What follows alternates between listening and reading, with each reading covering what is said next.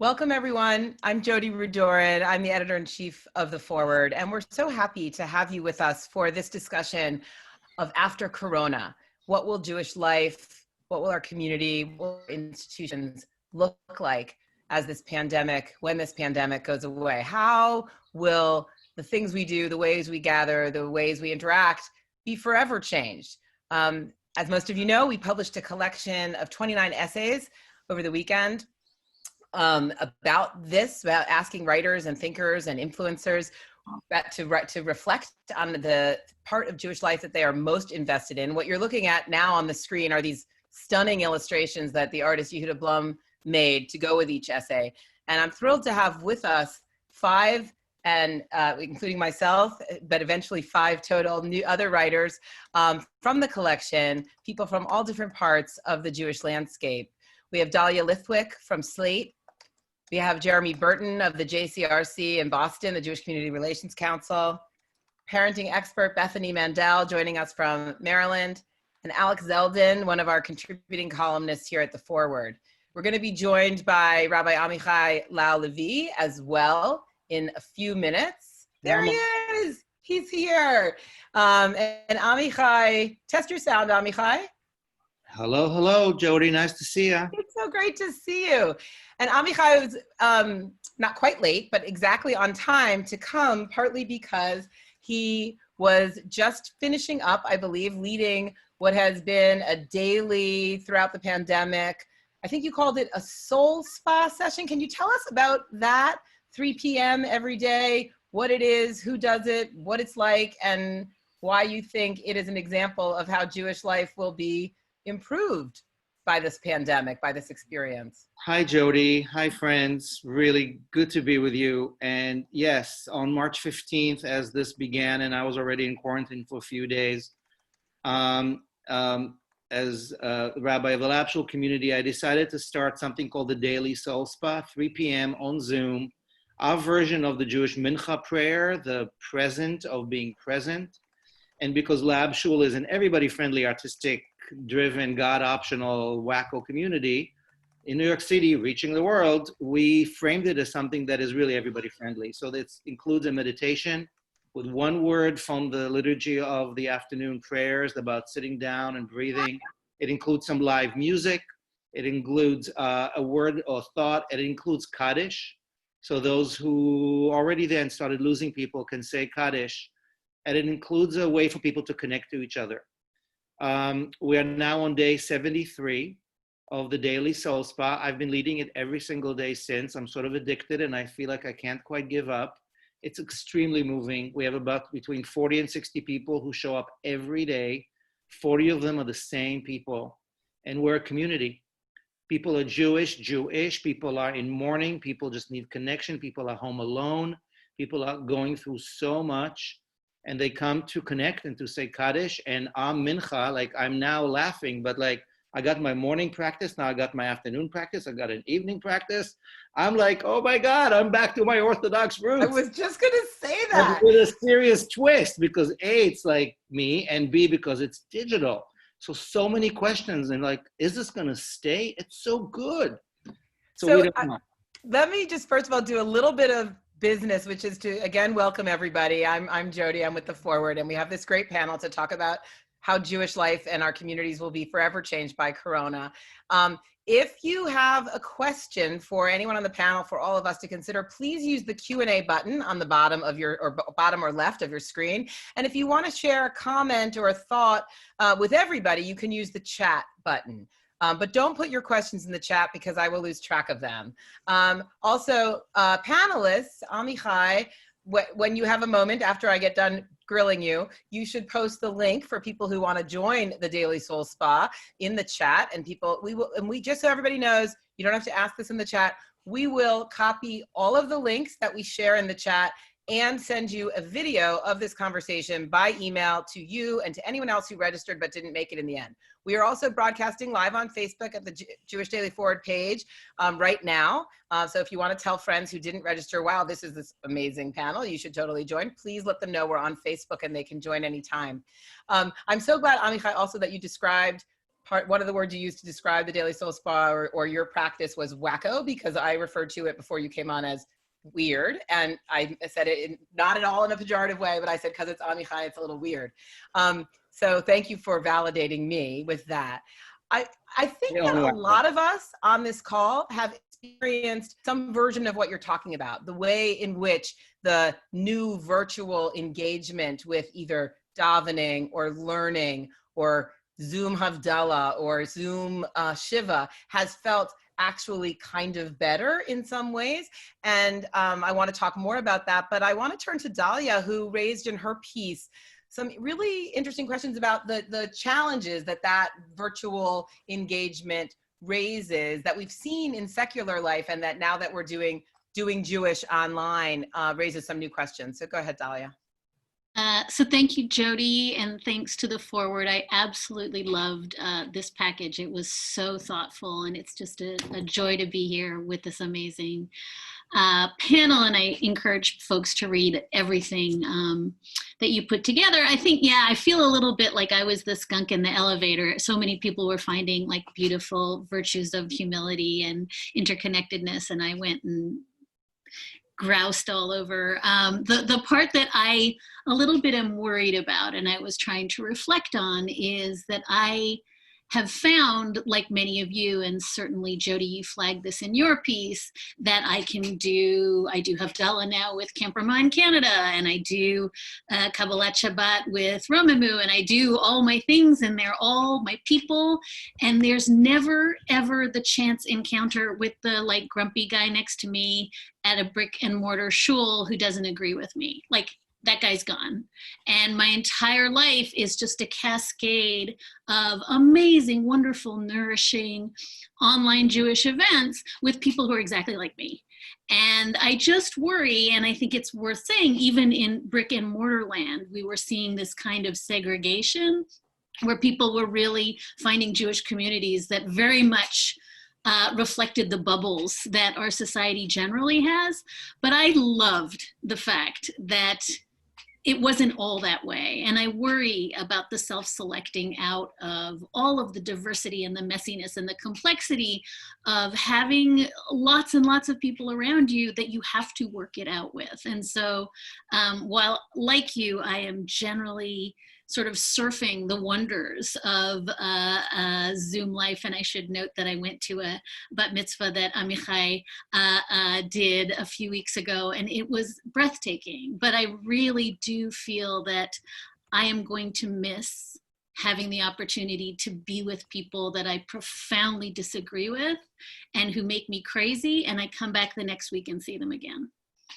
I totally understand what you're saying. I hadn't been thinking about it till I read your essay about the way that plays out in a kind of shul environment. But that, to me, that's what I miss most about, I don't miss the commute, but I feel like I am, the homogeneity of my experience is really stifling. I feel like it's much harder to connect with people experiencing something very different from you. And that chance encounter, I mean, that's such an important part of life. And I do feel like I'm really missing it.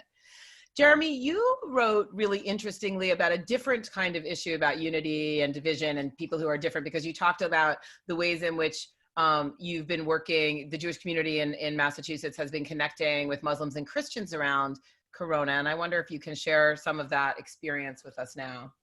Sure. When Batya asked me to be part of this, I actually really struggled with the question because I just felt like it's so unknowable right now what's going to be different in our society. And I think, like many of us, I leaned into certain familiar areas for me and the work of the interfaith and the Jewish community in a larger civic space, and was thinking back to the months before we all sheltered. And so much of our work was about helping our government officials, helping our interfaith partners understand the experience we were having as an American Jewish community dealing with anti-Semitism. And to one of Dahlia's points, I miss the interactions at various like receptions and minions and shuls around town where people I'm not going to have that sit down with come up to me at a cocktail hour to tell me about their latest fears. And 6 months ago, that was all about, can I go to shul and be safe? Do I feel comfortable taking my kids to childcare at a temple? And then all of us, and that was all us explaining to others about our anxieties about being able to use our physical spaces. And then all of a sudden, we're in deep conversations with our Christian and Muslim partners about a shared experience of being unable to use our physical spaces. And we went from being one community dealing with a challenge to an overwhelming need that all of us were dealing with in the same way. And we've also been having this experience over the last 10 weeks of really interesting new ways of doing the work of community. I spend a lot of my time now in actions on government officials that are being done through Zoom.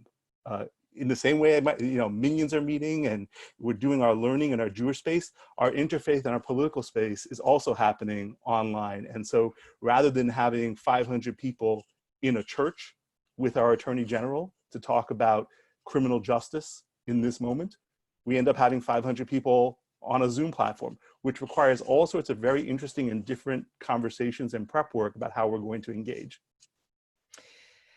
Alex, you wrote about, shout out to Batya Ungar-Sargon, our amazing opinion editor who did all the work to make this collection happen and then said that I should host this conversation instead of her.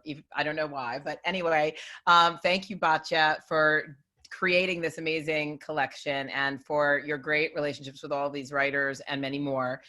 Thank you also to Lisa Lepson, Gabby Brooks, and Dina Cooperman for helping put this Zoom together. It takes a village to Zoom with all of you. So thank you for that. What Batya asked Alex to write about was how this is affecting the Russian Jewish community. And his essential answer was what, Alex? The short answer is it's not, or rather it's not changing any kinds of outlooks. I want to start with saying thank you to Batya for inviting me to write, and thank you, Jodi, for having me on. This is a pleasure. The question that Batya posed to me was one that I was frankly very reluctant to write about. Russian Jews, I think, are rather dispersed as a community, and so standing up and saying, I speak for the Russian Jews is a very bizarre experience. There's no, formal communal structures comparable to denominations within the Jewish world. So I took the approach of basically reaching out to a lot of folks and, observing from my own personal experiences. I called up folks in Brighton, folks in Haifa, in Ashkelon, in Berlin, in Frankfurt, in Ukraine, and I got pretty much a uniform response across the board of how people were reacting to it, which is to say that there's been a lot of disaster for Jews in general and for Russian Jews in particular. And there was, I think, a kind of approach to it of skepticism of what they were hearing from governments. A lot of folks started putting on masks, even while here in the United States, our government was telling us, it's not useful, you don't need to be doing it. Obviously, that guidance changed later on. But in the beginning, that was happening, and a lot of people turning to their social circles, to their families, to their friends, to be relying on rather than turning to public health experts or perhaps the governments, for better or for worse. And the response has been, I think, kind of a validation of a worldview that is very skeptical of authority and very skeptical of the possibility of dealing with truth in the public space. You have to make informed decisions for yourself. Bethany, you said to early in the few minutes before we started the Zoom, you said that life hasn't changed very much in your Jewish life hasn't changed very much. Your regular life hasn't changed very much. You're a homeschooler of 4 young kids. You were talking about the great benefit of having your husband working from home and therefore being able to do a Zoom in the middle of the afternoon. But and you said that, but you raised the question of how this is going to challenge day schools and institutions like day schools. So tell us a little bit about how you've been looking at the pandemic from your perch. So I have suddenly become very popular as a Jewish homeschooler. I was always viewed with skepticism. People thought I was weird. And now it's actually been interesting to see how much hostility people have had towards me over the last, it's evolved. In the beginning, I was very, very popular because I was giving tips and advice and resources. And in the last week or two, it's shifted into a lot of hostility. Because I'm sort of trying to organize what our year looks like next year, which I did last year as well. Like, who's going to be homeschooling? What classes are going to be available? Do we want to have play dates? Do we want to have them be formal or informal? And people in my community have become very hostile because they think that I'm trying to take students away from the day schools. And whereas last year they didn't really care, this year it's an existential crisis for the day schools. There's a lot of people in my community and in every community who, and probably less so in mine, honestly, because I live in the DC area, people are losing their jobs, people are losing a lot of their income. And there's conversation about what is school going to look like next year.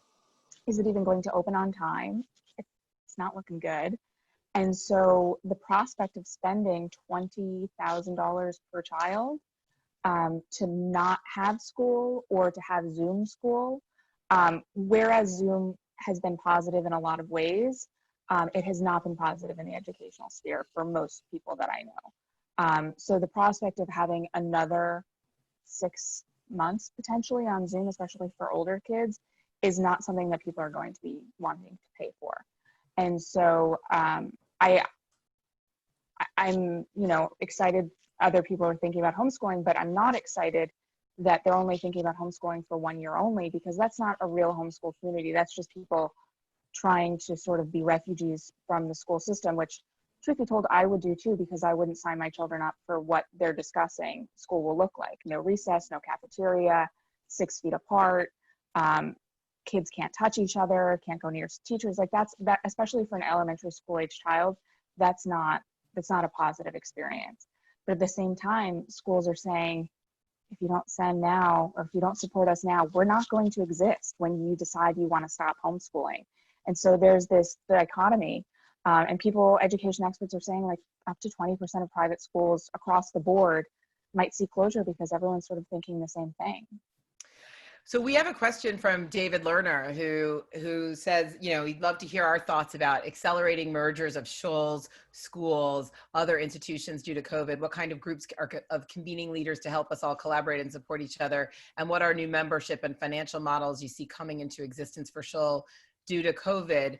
And I'm happy to hear direct answers to that, but I just want to say, based on jumping off of what Bethany said, and it relates to what I wrote about in my essay, which is, Bethany has spoken in her essay and has spoken before about how expensive day school is, and she and I think 20,000 is much lower than in the New York area. I see Dahlia in the New York area. nodding. It's normal down here. And I think in other places too.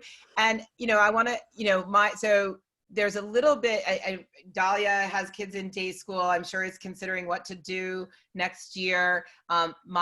We are just in this final decision making about our camps were canceled. Should we they want us to make a donation or roll the money over? Should we get a refund? We made that decision last night.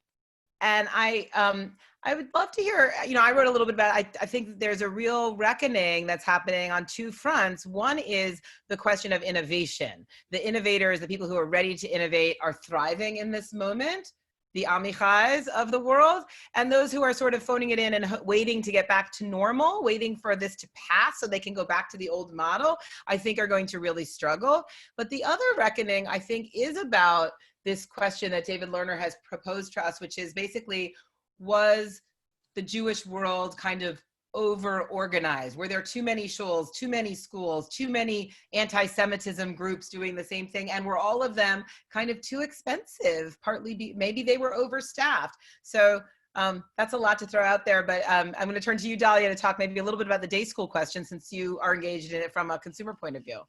Yeah, we've got it on both fronts, both Jewish day school, our kids are at Heschel, and Jewish summer camp. And it's been sort of at the epicenter of how we think about our children and how we think about our values forever. And so it's shattering on both fronts. I mean, I guess I can report that, Heschel's done a stupendous job of keeping the kids online and learning, and I couldn't do my job.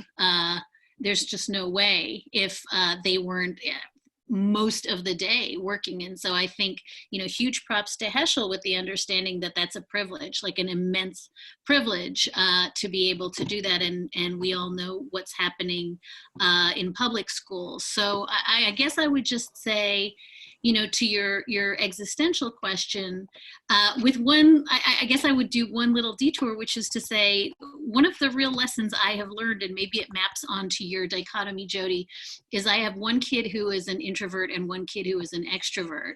And my introvert says, quote unquote, I'm thriving. I love this. I never want to go into a classroom again. The idea that I have to like assemble a personality every day and perform for dozens of people makes me crazy. And this is my dream scenario. Never make me go back. I've heard that from a lot of kids, and it really is emblematic of how we mash our kids into a template of what works, which I think is what Bethany's talking about. And what a relief. Yeah, what a relief it is for some of them. On the other hand, my other kid is, really, and Jodi's laughing because she knows who my extrovert is, like for him, it's really hard. And so I think in addition to the sort of institutional question you're asking, I guess I'd like to hear Jeremy and Amichai on the are we over institutioned question. But I will also say, I think that there is a model of how to be Jewish that is very public facing, very performative, very, very demanding of certain kinds of behaviors. And I'm really seeing when that's peeled back, there are a lot of people, I guess I would even include my dad, who is doing like 72 shiurs a day online, which he never did before. And I think that there's a type that is very, very rewarded from some of the brick and mortar institutions and there's a type that really loves this and will never go back. And I think that's true of school and of camp and, by the way, of college. I'm going to go to Jeremy and Amichai on the institutional question in just a sec, but I want to say it's interesting because I had a similar feeling, Dahlia, especially in the first few weeks, of the ways in which my kids, particularly one of them, was like really clearly thriving. And then I started to realize that all my mom friends were having a little bit of a similar experience. And I realized well, of course, middle school and high school are toxic environments. They're like terrible. There's so many terrible things about them. I mean, we know the educational structure is the best guess at what will work for the most people. We know there's like tons of peer pressure. We know kids are distracted by worrying about what everyone else is doing. So we've stripped all that away. And the reason I want to go back to that is because I think in general, that's what's happening across the board to Jewish organizations is it's like, you've stripped away some of the extra wrapping bullshit, whatever, and everybody is challenged to figure out what's the essence of what we're about. And if you can if you know that, if you're like centered and clear on what the point of your organization or your agenda is, then you have tons of opportunity to express that in new ways. And if you're not so sure why you exist as opposed to the other thing or what the meaning is for you, then I think you're really struggling right now.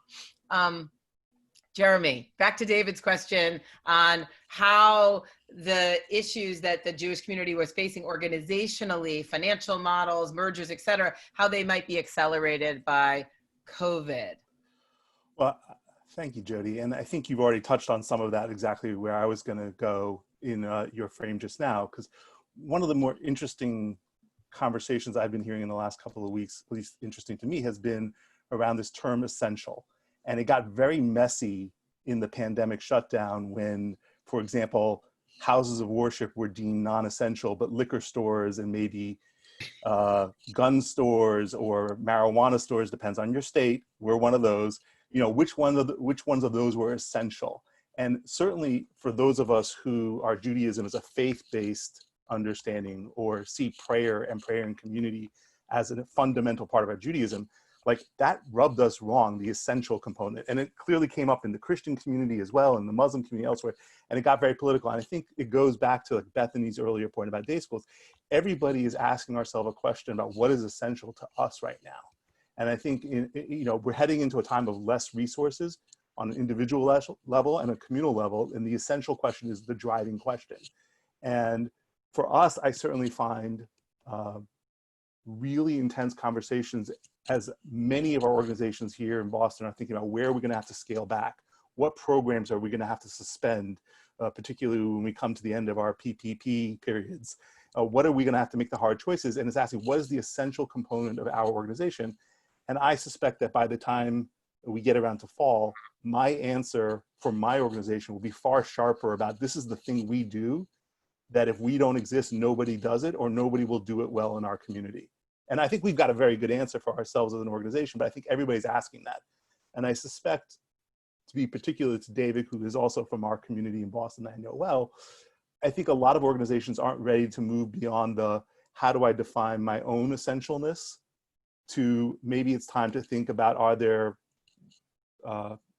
greater values to be realized through collaborations or back office or something else, because we're still a little too early in this for everybody to have a full map of where they stand over the 6-month or the 12-month period. I suspect that as we come to the end of the PPP period, as organizations shift to summer and looking towards their next fiscal year for most Jewish organizations starting at the end of summer or in the fall, those conversations about whatever it is, merger or strategic collaboration will accelerate. Amichai, you want to pick up on that? So I think it's both and here. I mean, I appreciate being dubbed the innovator now that I'm into my 50s. Really, I still get to do that. That's fun. But really, the only reason I think I'm succeeding is because I'm sitting on the shoulders of very robust institutional traditions. Like as soon as this hit, I started SoulSpa as a daily thing because I know Mincha. I know what it's like to stop midday, and whether I pray to God or meditate or whatever it is I do, but like I got that from my father. That's what you do. You stop midday and you take a breath, with or without liturgy. And so I have a traditional institution to rely on, and the minyan, the notion of 10 people coming together to be in intimacy and support each other and in vulnerability, I'm relying on that. Now, my minyan is not necessarily men and not necessarily Jewish, but it's 10 grown-ups, because that's my community, and on Zoom for sure, people are showing up. So it's the combination of the both and what are we relying on from our institutional historical traditions, and how are we slowly making it adapt, or fast, as we're now forced to, adapt it to the actual realistic needs of people. So it is a both and. Now, Lab Shul is not a brick and mortar synagogue. We've been a pop-up by design for close to a decade now, and we're asking ourselves real questions about what's next, as many, many synagogues are, with or without a building, because we know what's working. People want intimacy. For me, the end goal of why be Jewish, and I would say that to my Muslim and Christian friends, is we want intimacy. We want intimacy with our soul, we want intimacy with somebody else, and with a sense of community. Now, if some of that can be had by Zoom, and let's face it, it can, then what's going to make me get off my couch when I can be out of quarantine and schlep to shul, right? So that's a good question. But I think what's really going to motivate us to make our own choices, whether it's homeschool or day school, whether it's an alternative to camp or some kind of a spiritual religious affiliation, is there's got to be a there. There's got to be essence. There's got to be a real benefit to what my kishkas need right now, and then I'll show up. So I'm seeing people show up, but I also think that, and there's a longer conversation here about collaboration and intimacy, because I think really what people want to show up for is a place where we are seen. I don't want to just be like a Zoom watcher. Like I want to be seen. I want to be held, even if digitally. I want to count. So if we can figure out how to do minyan in ways that are digital, but not lose the structure of communal intimacy, it's a win-win, because it's inclusive. People with accessibility, people with distance, people who previously couldn't make it to shul now are. But how do we not lose intimacy? So that's what I'm saying. There's a both and here, Yeah. to collaborate, but also to keep it intimate so people can be seen and held. So I want to turn Batya, our great colleague and the editor of this wonderful collection, asks a terrific question, pointing out that a lot of us and a lot of the other writers wrote about the ways in which the coronavirus, the pandemic, basically reinforced or accelerated things that we were already kind of thinking about. And I mean, Amichai is a great example of this. He had started a digital Kaddish 5 years ago, I think, when he was saying Kaddish for his dad, and now is doing this daily soul spa. But she's asking now, what have the surprises been? So has the pandemic revealed anything that shocked you about the Jewish community or about American life more broadly? I want to start with Alex and then go to Bethany, and then we'll kind of whip around on that. So what has surprised you, Alex, that you've seen happening, especially in Jewish spaces, but really anywhere in the pandemic? I'm going to give a disappointing answer of I'm not really surprised by much of it. You know, the conversations that we're having about, you know, the limitations of and affordability of Jewish day schools and of summer camps and of other kinds of service institutions are ones that have been happening for a long time from the folks who are priced out of them. So, there's a lot of, I think, mourning happening online, particularly for summer camp, for those who could afford it, that this was a Jewish experience that was very powerful for a lot of people. I live on the Upper West Side of Manhattan. When Shabbat meals happened, I would hear about people talking about their Ramah experiences, and they're like 10, 15 years out of it. That is a thing that resonates with people. And, as somebody who was priced out of Jewish day schools, priced out of those summer camps, that was just not, part of our experience growing up. It was always bizarre to me, the attachment to it, and the, I think, approach of, there are a lot of people who don't have this experience and have turned out just Jewishly fine also. That you can have good Jewish experiences without having these tremendously expensive things in your life. And I think, from my perspective, I'm not, celebrating the challenges any of these institutions are having, but I think it is forcing a lot of folks to level the playing field a little bit and think about, what can I do Jewishly, particularly for my family, that previously I could outsource to somebody else to do. Great point, and great transition to Bethany. That's really interesting. So I had a really different answer, but yeah, No, go Alex, with your different answer. What is surprising? No, but I love that. We were priced out of day school education, and now it's kind of frustrating to be viewed with such hostility when I'm like, we could never afford it, and I'm not sorry about it because I wanted to have 4 children.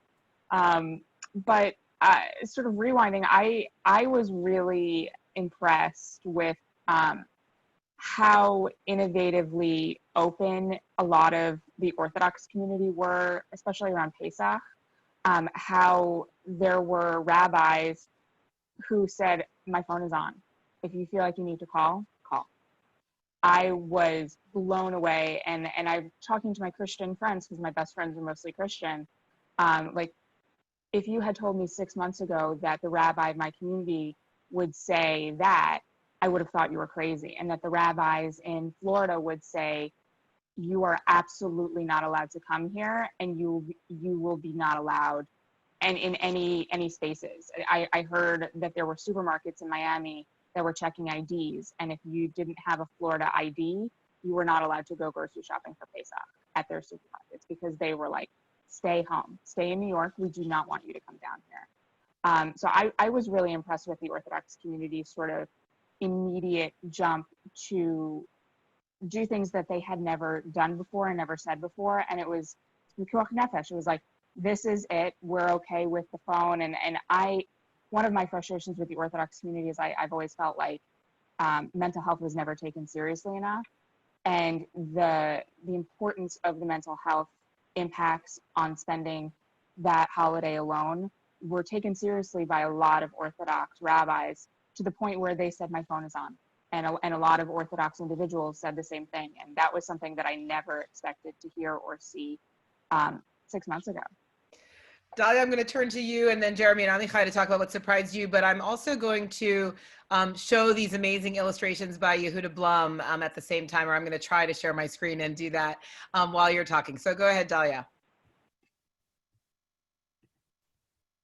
I think, and it dovetails with something beautiful that I loved in Alex's piece, which is just, I think that I was surprised at how quickly a Jewish community that had actually come to feel absolutely invulnerable in America realized it was very vulnerable. And I think that was interesting, because I do have a sense, anti-Semitism notwithstanding, that we thought everything was immutable and nothing was ever going to go wrong. And in the same way, how resilient it was. I think that the ability to just dust off, throw everything online. I was putting together a Shiva minyan within a day of having been in lockdown, and everybody said yes, and everybody showed up, and I just think simultaneously the surprise at the fragility, and also this sort of deeply Jewish sense somewhere in your bones that we've been here before, and we know the drill, and we can kind of cobble it together. I think both of those things were surprising to me, and ultimately very, very powerful. Jeremy? You're on mute, Jeremy. Sorry. How do you say you're on mute in Yiddish or something? We need to learn that. I've been loving these answers, and I almost want to change my own, but you said stick with where we were going to go. So I have been surprised by a sense of renewed hope and faith in humanity that's come from this. If you had told me 12 weeks ago that people would willingly absorb this much personal sacrifice for the sake of public health and public good, I would not have believed you. And I know that, okay, maybe this last weekend, Memorial Day weekend, that there's a shift in that. But up until now, there's been a lot of attention on a very small minority that's been doing some protests against the sheltering. But the overwhelming majority of people keep polling as being supportive of that. And it's just been awe-inspiring to me to see the sacrifices that people are making for people we don't even know. That, you know, that not just I wear a mask, my neighbor wears a mask, the person on the street is wearing a mask to protect me. I don't know this person. And even the little moments of you see people trying to signal with their hands or an eye, just a smile that you can't see behind the mask. That sense of togetherness at a time where so much of our conversation has been about the brokenness of American society was not what I would have predicted, and it has inspired me. Great. Amichai, what has surprised you, if anything? I mean, I'm dittoing a lot of what's been said about the kindness and about this gap between selfish and selfless that we're seeing and how we're rallying up in some way. And it's fading now. We're moving into the next phase where the compromise and the risk factors and how one is going to gather is going to a lot of negotiation of selfish and selfless. I'm amazed and pleasantly surprised by how so much of this ritual life works on Zoom. The many Shivas and Kaddishes and Shabbats and Seder and Al Shavuot and interfaith stuff and activism stuff, it works. And ritual works. I mean, my Lab Shul's tagline is like, we're God optional because we're really I invited to think metaphor. But the sense of kavanah, of intention, of us being together, hundreds or 10 or whatever, and saying, we are really making sacred space happen right now. Now, I'm saying surprise because, like you said, like 5 years ago, I made the move to bring Kaddish to a virtual space because of necessity. And we are now 5 years into a weekly online Kaddish that is now daily. But how powerful it was for people of all ages. My 91-year-old mother Zooms into our daily mincha quite often. She's an Orthodox woman. And she might have been watching this for all I know because she's become a Zoom pro. But like the sense of like, we can do this. We can create mishkan. We can create sacred space. And as I wrote in my piece, we as Jewish people have reinvented ourselves so often out of crisis, again and again, completely reinvented who and what we are. So I'm sort of surprised that in my lifetime, it's kind of happening. The negative side of that, I will say that like there's so much of the bullshit and the disappointing human behavior that I'm like, oh, the fault lines are just deeper. The sense of racism and the sense of othering, the sense of loneliness and the disregard for people's mental health, obviously the political reality of so much in this country that doesn't care about human life, but just about net value. So the disappointment that like, all that crap is continuing forward. And so the big question we're all asking, what can we retrieve of the goodness, of the benefit, the silver lining without being Pollyannas, so we can plant seeds of better moving forward and not lose this momentum. Those of us who are privileged to be in a moment of reflecting on momentum and not being in the total anxiety of livelihood and first responding and out on the street and in a much, much worse place than I and many of us are. So if Amichai's mother is on the Zoom, please put in the chat that you're there. And I guess Jeremy's mom is there. I don't know if my mom is there, but all moms should chat us up and mention and introduce yourselves to all attendees. I'm sure my mom will not do that. I don't know what that music is. I'm going to mute so someone else. Oh, it's gone. Sorry, that must have been a child. That might have been Alexa responding to me something that I said. I apologize. And mother, and Alexa got excited. Exactly. Neil Rubin has a question that I think is really important. We don't exactly have the perfect panel for this question. I apologize, but I think I'm going to start with Jeremy on it. He's asking he's asking really a question about the broad roadmap of Jewish philanthropy and Jewish kind of spending on causes. And the way he has framed it, Neil, is will we be spending more on critical social services and less on Jewish identity building programs? This is the question that we've been asking at the Forward and doing reporting around. There are other ways to think about it. A lot of philanthropic dollars, for example, historically has gone into Israel. Whether that be sending people to Israel, supporting nonprofits in Israel, whatever. Will we see a shift away from that? I think broadly speaking, the question of how might the both philanthropic roadmap and the nonprofit organizational roadmap shift because of this is one of the pressing questions that we're trying to continually look into. Anyone who has thoughts should jump in, but Jeremy, I feel like you're probably most connected to the most nonprofits in our world. Well, thank you. And it's a great question, Neil.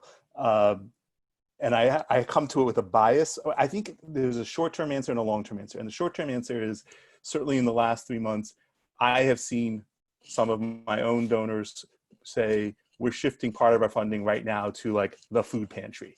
And that's like essential, you know, it is hard to argue with somebody over that kind of like, this is where I need to put $10,000 or $5,000 right now. I think the larger question is going to be both how long the economic crisis sort of persists. Will we bounce back from this unemployment rate down to 10 or 8 in 6 months or 12 months? I also think it comes back to the question of what's essential and how different philanthropists think about essentialness. There are certainly, even in this moment, I have noticed it in our community and elsewhere, where even as I would say, more centrist-minded philanthropists have moved from enrichment programs to direct human services very quickly. Some of the more, shall we say, ideologically committed extremists have continued to double down.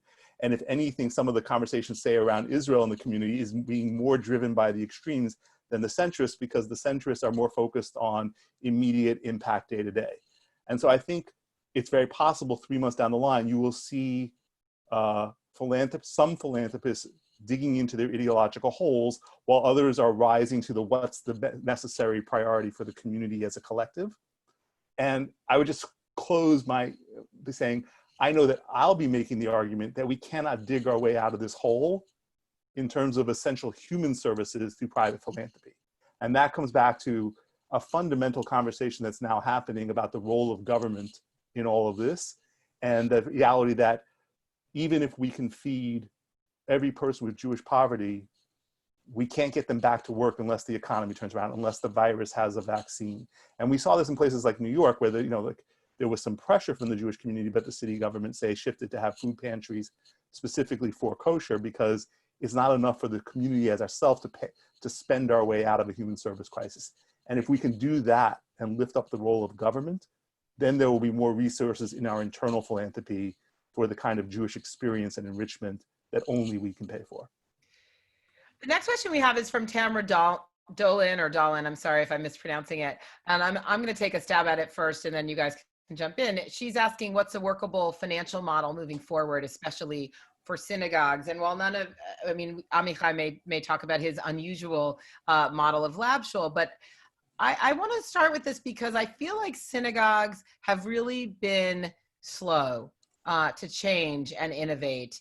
And that one of the reasons that synagogues have become less and less affordable is because that old model is basically working for fewer and fewer people in my generation and the generation that follows. And so those of us who have committed to being synagogue members our whole adult life, thank you very much, are paying more because the synagogue is serving this wider community still in this different way. And I have started to see a little bit of innovation pre-pandemic of fee-for-service rabbis and things like that. But broadly speaking, the synagogues I think were very much operating on like grandpa's Judaism with dues and building focus and davening focused, when that's not really what most Jews wanted, needed. I wrote in my essay I went to a workshop at the biennial, the Reform URJ biennial in December in Chicago. It was this great workshop on a huge survey of millennials and kind of all the stuff they were doing and what was working for them and what wasn't working for them. And there was all this emphasis for the whole presentation about like meet them where they are. Here's where they are. It's not in a synagogue building. And then the audience, which was all people, you know, very organizational, institutional, people of boomers and Xers. The first question was, so how do we bring them into the building? And I thought, no, the whole point is that they don't have to come in the building. And I don't have the answer, Tamara, to what's a workable financial model moving forward. But I think, I guess where I'm leaning, and it's not just a model for synagogues, I think it's also a model for nonprofit journalism in the Jewish world and other things, which is basically we need a kind of public service philanthropic model where we decide what's important. We're the leaders of our community to decide what's important and make sure that there are well-paid rabbis to provide rabbinic leadership, scholarship, pastoral care to everyone who needs it. Not necessarily organized in this way that's based on dues and buildings and geographies and even denominations. That we need to make sure, somebody, I can't remember who wrote this in their essay, but it's not that that every camp needs to survive, but that everyone who wants to go to a Jewish camp can get to a Jewish camp. So I think that we have to start to think about it more from the perspective of what the Jews individually, communally need, and make sure that we fund and support and create a structure that supports those things, but not in, not yesterday's or the prior generations or centuries models necessarily. Anyone want to jump on that, or should I go on to the next question? Maybe I would just add that the thing that Jeremy described at the very beginning, which is like, we're in this thing and we don't know. We have no idea what it's going to be in September. I actually think that not just at the macro level, but at the most micro level, that is happening. And I think that a lot of Jews for whom the sort of mid-century, there's a sisterhood and there's a Chevra Kadisha and like every synagogue looks, essentially the same, who had peeled out of that, who didn't want to partake of that, are now having opportunities to sort of zoom into Amichai's world and see, like, is this interesting to me? And I think one of the things that we're going to find is that people are themselves, I know for certain I am myself, refining my sense of what I need from my synagogue, and things that I 2 months ago would have absolutely stipulated this is essential to me. Now I'm shedding some of that, and other things are filling the gap. And so I guess I just want to, I want to double down on what you're saying, Jodi, which is, I think that this is an opportunity for a lot of consumers to be heard and to make themselves heard and to sort of opt in and opt out, and they will vote with their feet or with their Zoom camera in a way that I think we have no idea what it's going to be. And so my sense is, now is a time, we've barely talked about millennials and younger folks who are completely alienated from a lot of brick and mortar, institutions. I think this is a really interesting moment for them to say, wait, I could be a part of a thing that never had a place for me before. And I don't know what is going to emerge from that, but it seems to me that we are at a kind of an exciting moment where we can't demand synagogues produce something because it's not entirely clear what's wanted yet. That's really only beginning to sort. Yeah. There's something really interesting about the medium and the message. I've been in conversation with a lot of folks who say, listen, the issue that so many synagogues right now are online, they're still producing the same kind of same old type of synagogue for the majority of American Jews, let's face it, has not been appealing. The majority of American Jews are unaffiliated. And whether it's intermarriage and love over tribe, and whether it is millennials and boomers who are finding ways to say, I'm a consumer and I will mix and match what my spirit, mind, tribe, kishkis, and guilt needs, that's not necessarily being a shul member. Now, that is for a lot of cultural paradigm shifts that we're in the middle of. And one of them is that for many, many, many congregational models in Judaism and elsewhere, what is being provided is a paradigm ago, whether it's on the egalitarianism or whether it's on the arts or whether it's on the sense of like, this is how you do religion, that isn't working for a lot of people. So a lot of people are replicating that same old kind of boring thing, let us rise and our baruch on Zoom. It wasn't great in the pews, it's not going to be great on the screens. So there's an invitation here, not just think about what are we producing so consumers will opt in, but how does this moment not only create access, but also help us change just the content and the delivery. And I want to say something super honest, is that I have a congregation that, we get 3,000 or 4,000 people showing up on the high holy days. We've been doing online for years now, but in person, I think. And I get, the hundreds or less or so on your average Shabbat. Those numbers haven't shifted dramatically now on Zoom. We'll see how the days of awe will turn out. But it is a consumer game in the modern American Jewish thing, where being Jewish is like 8% of your identity.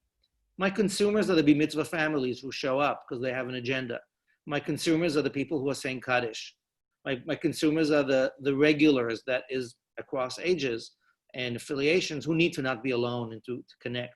The majority of people who are so-called Lab Shul members are not showing up during COVID to our ongoing offerings. And so my question is, what am I providing? What are we providing? What should we be providing so that the cultural hub of where us coming together might include, to echo what we said before, I don't know about a gun store or a pot dispensary, but it's certainly a combination of Kaplan's model of a cultural, spiritual, social services, intimacy providing hub where I will prioritize showing up in the same way that I'm now paying $10 a session for a yoga class on Zoom, because it's good for me and I want to be there and I like the people. And it took me about a month to find the right one and stick to it. Now I'm sticking to it because it's good for me. So our question is about context. What are we creating in content that has the right context to get enough people to show up, if it's once a week or once a year? And I think the issue of essence is key here, not just about the medium, but the message. How are we providing and delivering our content in new ways to everybody who needs it, who's mostly not showing up still? So I want to turn to Alex and Bethany, who I think, I believe may be actual millennials. I'm not positive. And I want to just generally bring you into the conversation and tell us a little bit about how this all breaks down for you. But I want to mention that Paula Sinclair has asked it this way. I would love to hear more about community building outside of the synagogue space. And then there's another comment in the chat from M. Saya, who's just saying, that the a la carte choice, this goes back to Dahlia's original essay of on Zoom can add to alienation and separateness. How do we create a community is my question. So I'm wondering, Alex and Bethany, where you have found the most powerful community feelings, Jewish communal feelings outside the synagogue space, pre and post pandemic. Or you can start with just now, but whatever. Talk a little bit about that if you can, or anything else. Bethany, mind if I jump in first? Great. So I want to start by saying I was tuning in a little bit on Amichai's language of referring to us as consumers, and I think he nailed it, that is exactly how we are thinking about it. And I want to preface this all with saying I am part of the problem here. We very much do think about it as consumers of, I am not a Shul's due paying member. I'm very much part of the problem of there are a bunch of synagogues nearby where I live. And before COVID, if I happened to wake up on a Saturday morning, I would go. But nobody, was forcing me to pay for anything. And, I was just kind of surfing along for all of this. Part of the reality is that nobody's really pushing me. And I think, they're very nice and very welcoming. And I think the shuls on the Upper West Side that I have bounced around from B'nai Jeshurun, Romemu, all of that, for being so welcoming. But the other part of it is that, it is easy to social surf through these situations right now, and no one's really pushing you. And I think during a pandemic, you're even less likely to get pushed for that because God knows what your financial situation is. The other part of it is, a lot of us, you talk about the 1950s model. There's a couple of components to that I think come up often. The first is, in the 1950s, you had, I think, a much more insular Jewish world than you do today. You didn't have a lot of Jews who come from interfaith families. You didn't have a lot of Jews who lived outside of major Jewish population centers, which, we are a much more dispersed Jewish community these days. And how you make that work in a world where, for example, where I grew up in New Jersey, the closest synagogue was 5 or 6 miles away. And it was like a dues paying one, and my parents, who were Russian, did not understand why they, had to show up for services if they just wanted to give me Hebrew school. There was just like this total disconnect on all of it. The other part of it is, I think, when we talk about that 1950s model of things, in the 1950s, we were, I think, in American Jewry, an ascendant community, one that was becoming increasingly affluent compared to previous generations. And that, growing wealth funded a lot of things, and not just in the United States. American Jewry bankrolled Israel. And there was a thing that happened a couple of years ago, I think in 2018, when a hurricane hit in Houston, where the Israeli government stepped in, and there was a local synagogue that was just absolutely devastated, and they stepped in and did funding for it.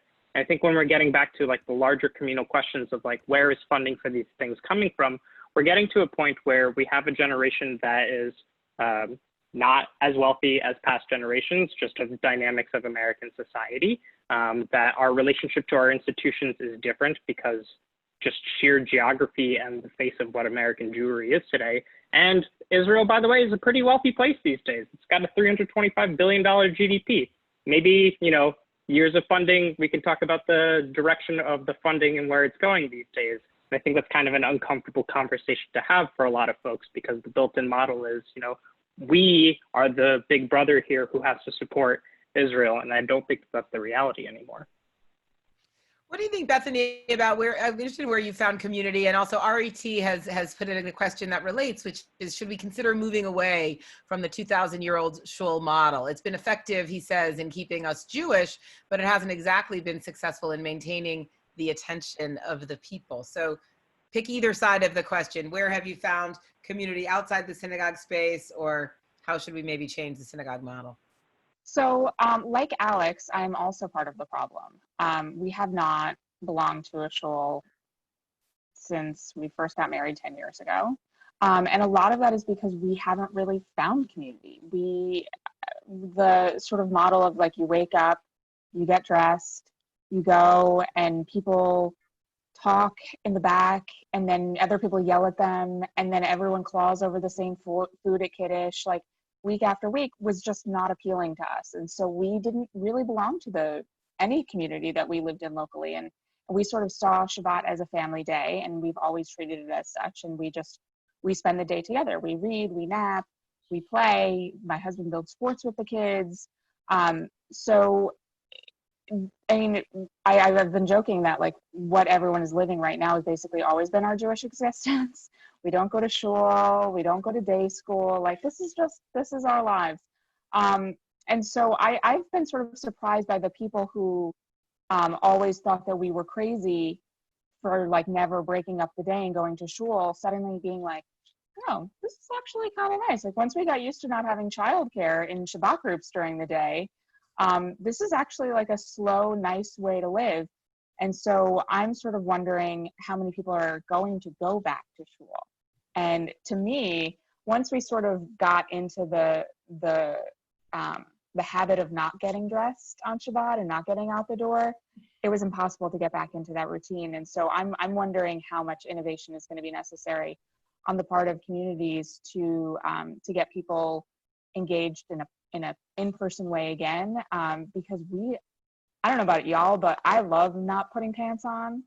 And do you have pants on right now, Bethany? I don't. I have pajama bottoms on, but maternity pajama bottoms on. Not even like regular pajama bottoms, but like stretchy maternity pajama bottoms. And I don't ever want to put real pants on again. So we are basically at time. I want to say that I feel very complete as a moderator, that I have gotten one panelist to admit not wearing pants and a rabbi to say bullshit, although I realize the bar is somewhat low with Amichai. But I want to say that I want to, so if people need to leave, please feel free to sign off. As I've mentioned, not only will you get the video and all these links in your email, but you will also get a free month subscription to the Forward for participating today. So we thank you for that. We will stay on a couple minutes longer so that everyone can have kind of a last word. But before we do that, I just want to thank again Batya Unger-Sargon, Virginia Jeffries, who helped produce the series, our intern, and also made that great video of Yehuda Blum's art, Yehuda Blum, for making these beautiful illustrations, all of our 29 writers, and especially our panelists, and Dina Cooperman, Gabrielle Brooks, Mira Fox, and Lisa Lepson for helping produce this Zoominar. So now we will give Dahlia, Jeremy, and Rabbi Lau-Lavie the last words on anything you want to pick up on, really. I don't have a big question. Or you can just say Chag Sameach. Whatever. Yeah, I would say. How is your Shavuot going to change? What are you doing for Shavuot, Dahlia? Is there anything? That is a struggle. I'm trying to like find some Zoom all night learning opportunities, and I actually have been using the Forward's handy guide to such resources. But yeah, we have put together 18 great things to do. It does not include the panel that I am moderating at 8 o'clock on Revelation, but we'll get someone to put that link in the chat for the 18 great tikkunim. I am also going to make my mom's blintzes, and this morning I experimented with making farmer's cheese, which you do by curdling milk. I then left it out for too long, and I think it went back to being milk, so I'll be making a second batch, but we'll see about that. So yeah, see you Jodi, got a recipe for the Forward on that. Yep. Say it again? There's a recipe coming to the Forward website on uses of farmer's cheese for Shavuot. Well, the actual food expert, Rob Eshman, has a blintz recipe up. I think that my mom's blintzes probably are awesome, but maybe not worthy. I don't know. My mom, come on, my mom's blintzes are great. Jeremy, Shavuot or any other thoughts that you want to share? Well, I would just like to, first of all, thank you again for the opportunity inviting me to participate in this entire project. But I think I want to close back on humility again and to pick up on something that Amichai raised earlier about reinvention and 2,000 years of the synagogue model, which is to say that something that today feels so stable and so centered in our lives, it did take, depending on your historical perspective, 500 or 600 years from the destruction of the temple to the finish of the Talmudic period to sort of settle on that being truly the normative Judaism. And so I'm coming away continuing to be a little humble about knowing that we want certainty, what it's going to be like next year or the year after. And even we've engaged this conversation and those essays from a place of like 20, 30, 40 years of perspective we're bringing to the table. And we've only got 3 months of this. I don't think we're going to know in our lifetimes what the next phase of Jewish life truly looks like after this. We're just at the beginning of a profound shift. And with that, Chag Sameach. Chag Sameach. Rabbi, can you close us out? Well, I will just say Shavuot is this great example of a holiday that's been radically reinvented over the generations, from an agricultural first fruit offering in the temple of our ancestors who were farmers into some strange made up myth about the revelation at Sinai on this date can't be proven, to Israeli communist white shorts parties with meaning, to what is now a cross-cultural learning experience, now on Zoom all night long, to achieve some kind of revelation of what's being revealed to us. So if a holiday as big as this can be reinvented so dramatically, we've got a history of reinventing, and we are being invited now to radically reinvent what's essence, what's important, what's going to get us closer. And so I'm excited to a mega, mega busy Shavuot of asking a lot of big questions. And I'm really glad to have kicked it off with you all. I won't tell you what I'm wearing, but I am about to go make blitzes with my kids on Zoom. So that's awesome. Well, Chag Sameach, Chag Sameach to everyone. Thank you again for joining us. We hope to see you at our upcoming Zooms, which you can learn about on our events page, forward.com/events. As someone put in the chat, Rob Eshman will actually be making blintzes live tomorrow night. I don't think I knew that, so that's great. We have a Forward book club that you can join virtually.